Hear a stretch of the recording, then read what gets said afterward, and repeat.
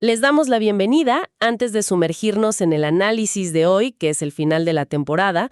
Un aviso importante. Este resumen integra los conocimientos clínicos que hemos visto a lo largo del curso. Y es clave recordar que la psicología clínica es la base de nuestra práctica y, bueno, conlleva una responsabilidad ética enorme. Ahora sí, llegamos al final de este recorrido. Hoy la idea es un poco diferente. En lugar de analizar un tema nuevo, vamos a intentar algo más ambicioso. Queremos destilar la esencia de todo lo aprendido y convertirlo en una especie de manifiesto, una guía. Para que esta conversación no se nos vaya de las manos, la estructuramos en 5 pilares fundamentales. Me encanta la idea del manifiesto y la de los pilares, porque es justo eso, ¿no? Construir una base sólida. En la clínica, la precisión del lenguaje, la claridad del diagnóstico, la ética, no son opcionales, son el núcleo de nuestro trabajo. Y todo empieza por lo más básico de todo, las palabras. ¿De acuerdo? Empecemos por ahí. Pilar número 1. El lenguaje exacto. Que me parece fundamental porque los términos psicológicos se usan con una ligereza. Totalmente. Entonces, empecemos por el principio. Cuando decimos psicopatología, ¿de qué hablamos con precisión? Pues, en su forma más simple, la psicopatología es el estudio de los trastornos mentales. Es la disciplina que nos da el vocabulario, las reglas, para describir y entender el sufrimiento mental. Pero para estudiar algo, primero tienes que saber cómo nombrarlo. Y ahí es donde aparece la primera gran distinción que a menudo se pasa por alto. Ya sé a qué te refieres. La diferencia clave entre un signo y un síntoma. Esa misma. Que a veces puede ser un poco confusa. Precisamente. Un signo es un fenómeno que yo como clínico puedo observar y medir.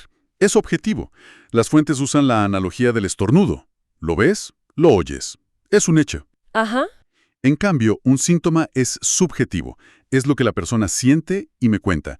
El mareo, la angustia. Yo no lo puedo ver. Entiendo. O sea, signo es lo que vemos, síntoma es lo que nos cuentan. Uno es evidencia, el otro es testimonio. Exactamente, esa es la distinción. Y llevando esa precisión más allá, llegamos a 2 términos que suenan muy parecidos, trastorno mental y enfermedad mental. Me imagino que la diferencia es crucial. Es una diferencia, digamos, de profundidad. Un trastorno mental es un síndrome, o sea, una colección de síntomas que causa un malestar significativo. Ok. Eso ya implica lo que las fuentes llaman una ruptura biográfica. Hay un antes y un después muy claro. Suele tener un curso más predecible, a veces una base biológica conocida. Ok, mucho más profundo. Entendido. Entonces, si ya tenemos el lenguaje correcto, necesitamos un mapa para orientarnos. Y ahí entran el DSM y la CIE. El pilar 2. Los sistemas diagnósticos. Así es. Son los sistemas que nos dan un lenguaje común. La CIE, de la OMS, abarca todas las enfermedades. Y el capítulo 5 es el de salud mental. Exacto. Y el DSM se enfoca solo en trastornos mentales. A mí me parecía fascinante el modelo del DSM-4, el multiaxial. Aunque ya no se use, la lógica que tenía detrás era increíblemente útil para pensar. Totalmente de acuerdo. Muchos clínicos lamentaron que se perdiera, porque obligaba a pensar de forma integral. Repasemos un poco esa lógica. El eje 1 era para los trastornos clínicos principales. La depresión, un trastorno de pánico. Digamos que era el incendio del momento. el motivo de consulta. Lo que arde ahora, me gusta. Y el eje 2, era algo más de fondo, ¿cierto? Exacto. El eje 2 era para los trastornos de la personalidad y el retraso mental. Condiciones mucho más estables. Si el eje 1 es el incendio, el eje 2 es de qué material está hecha la casa. Claro. Y ojo, un trastorno de personalidad, por definición, no se diagnostica antes de los 18 años. Tiene todo el sentido. Luego, el eje 3, el de las enfermedades médicas, que parece que no es nuestro asunto, pero es vital. Es que es crucial. El ejemplo clásico es el hipotiroidismo, una tiroides que funciona mal, ¿Puede dar síntomas de depresión? idénticos a una depresión mayor. Si ignoras el eje 3, podrías estar años haciendo terapia para un problema hormonal. ¡Wow, qué importante! Y el eje 4 eran los problemas psicosociales. El contexto. El contexto. Un divorcio, perder el trabajo. Porque nadie se deprime en el vacío. No. Claro. Y el último, el eje 5, era esa escala, la EAG. La escala de evaluación de la actividad global. Una puntuación de 1 a 100 que intentaba medir el nivel de funcionamiento de la persona. Un número es reduccionista, pero da una línea de base para medir el progreso. Justo para eso servía. Bien, tenemos lenguaje y mapa. Ahora, el pilar 3, el arte de mirar. ¿Cómo pasamos de la observación al diagnóstico? El modelo de Richard Dana que vimos me parece una guía excelente. Es fantástica porque estructura el pensamiento. Evita que saquemos conclusiones apresuradas.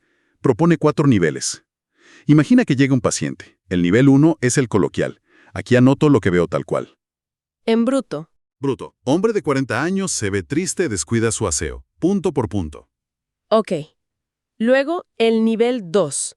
Términos psicológicos. Aquí traduzco eso a un lenguaje técnico. Posible síndrome de abstinencia, marcha inestable, hiperhidrosis palmar. Pasamos de la descripción a la conceptualización. Exacto. El nivel 3 es la prosa. Aquí ya integro todo en una narrativa coherente. ¿Cómo contar la historia? Justo. Se integra la información de los 2 niveles anteriores en una narrativa que describe la situación de la persona. Y solo después de todo eso, llegamos al diagnóstico. Ese es el nivel 4, el diagnóstico nosográfico. Después de todo el análisis, formulo una hipótesis usando las categorías de los manuales. Me encanta que digas hipótesis, porque las fuentes insisten mucho en eso. El diagnóstico inicial es siempre presuntivo. Siempre. No es una etiqueta definitiva, es una hipótesis de trabajo que nos guía. Le quita un peso enorme al proceso. Es que la evaluación es continua. El diagnóstico está vivo, como la persona. No es una foto fija. Perfecto. Y esto nos lleva directo al pilar 4, corregir errores comunes. Hay confusiones que como futuros profesionales ya no nos podemos permitir. La primera, A ver. asocial y antisocial. Esa es fundamental. Asocial describe una falta de interés por las relaciones sociales. Se relaciona con el trastorno esquizoide de la personalidad. La persona que prefiere estar sola. Exacto. Elige la soledad. No daña a nadie, simplemente no busca compañía. Y antisocial es otra cosa. Totalmente otra cosa. Antisocial se refiere al trastorno disocial. Y aquí no hay falta de interés, hay un desprecio activo por los derechos de los demás. Ahí hablamos de manipulación, falta de empatía. Exacto. Uno se aísla del mundo, el otro agrede al mundo. Confundirlos es un error garrafal, es una diferencia abismal. Y esa sutileza me recuerda a otra distinción clave, la diferencia entre tener TOC y tener una personalidad obsesivo-compulsiva. Excelente punto. Porque ilustra perfecto los conceptos de ego distónico y ego sintónico. A ver, expliquemos eso. El TOC clínico es ego distónico. La persona sufre por sus obsesiones, la siente como algo ajeno, intrusivo, lucha contra sus síntomas. Está en guerra consigo misma. Justo. Y el trastorno de personalidad anancástico, que es el equivalente, es ego sintónico. O sea que ahí, Ahí la persona no ve su perfeccionismo y rigidez como un problema. Los ve como parte de quien es, como virtudes. Piensa, el problema son los demás, que son unos desordenados. claro, la clave es si hay sufrimiento y conflicto interno o no. Eso cambia todo el enfoque. Por completo. Y todo esto se apoya en bases teóricas que siguen siendo vitales, ¿no? Como las de Pavlov o Seligman. Son ideas fundacionales. Del conductismo de Pavlov y Watson, entendemos cómo se aprenden las fobias por condicionamiento. Ajá. Y la teoría de la desesperanza aprendida de Seligman es potentísima para entender la depresión. Demostró que la exposición a situaciones incontrolables puede llevar a la pasividad, a esa creencia de haga lo que haga, nada cambiará. El núcleo de muchos cuadros depresivos. Exacto. Y con esto llegamos al pilar final, el que lo sostiene todo, porque sin esto el edificio se cae. Pilar 5. La ética del terapeuta. El más importante de todos. ¿Cuáles son esas reglas de oro que no se negocian? La primera es que la clínica es la base de toda la psicología. Incluso si trabajas en una empresa, los principios del comportamiento humano que aprendemos aquí son fundamentales. Y luego, los límites. Esas líneas que no se pueden cruzar. Absolutamente. Las fuentes son clarísimas. Primero, no recetamos fármacos. Esa es una función médica. Punto. Clarísimo. No somos amigos de nuestros pacientes. La relación tiene que ser estrictamente profesional. Es una protección para ambos en realidad. Totalmente. Se necesita una distancia óptima para poder ayudar de verdad. Y de ahí se desprende lo de no aceptar regalos, ¿cierto? por muy pequeño que sea. Exacto. Un regalo, por inocente que parezca, puede alterar la dinámica. Puede generar una sensación de deuda o una expectativa de un trato especial. El encuadre es sagrado. Entonces, con toda esta estructura, este lenguaje, estos mapas, estas reglas, ¿cuál es la meta final de todo este trabajo? La meta es siempre la misma: disminuir el malestar de la persona.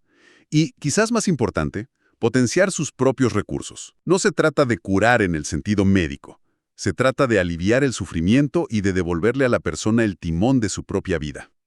Un manifiesto muy claro, la verdad. Hemos cubierto el lenguaje, los mapas, el proceso, los errores comunes y la ética. Un gran resumen para cerrar. Gracias. Y si me permites una última reflexión. Adelante. Hemos hablado mucho de clasificar, de diagnosticar. Es una herramienta indispensable, no podemos trabajar sin ella. Pero el pensamiento final para todo futuro profesional es este: nunca olviden que detrás de cada código, de cada criterio, hay una historia humana única. El verdadero arte de la clínica es poder sostener ambas cosas a la vez: la necesidad de un diagnóstico preciso y el respeto por la irrepetible experiencia de la persona que tenemos enfrente.